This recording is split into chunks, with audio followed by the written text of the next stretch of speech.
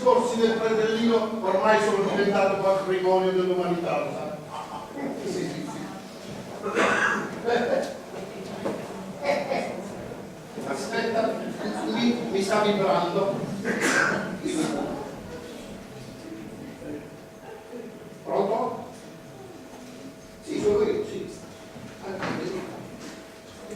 Tramite intercettazione. Siamo tutti degli intercettati. Andiamo al mare, intercettati. In montagna, intercettati.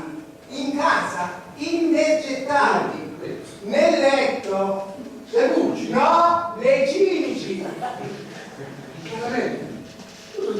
Non ci posso credere. Oh, che tuo brutto figlio! No, veramente la cuffia mi chiede.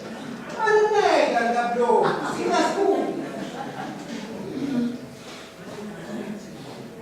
Ma guardate che scoppia qua dentro. Un fratello! Anche i ricchi piangono, vedi più giorni. Stolto! Farmi questa fronte! Che ti fa? Pagherai per queste mie lacrime! Qui, Omino! vedi che non mi bianchi se torni. Costeranno queste mie lacrime!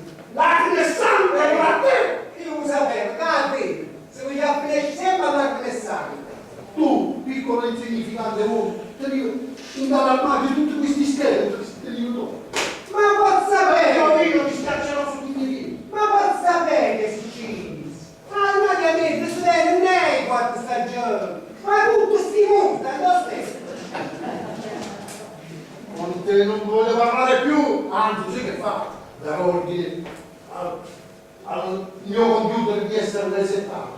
Il tuo bisognometro deve essere annullato e tutti i favori che hai fatto a terzi verranno annullati e tutto verrà ristabilito prima della mia venuta, ho detto. Ma posso sapere che cacchio è successo? Tu saprai che succede? Vieni, non prendevi il rizio! Va bene. Vieni dalla figlia che solo scusa uno, lei non dice che è successo!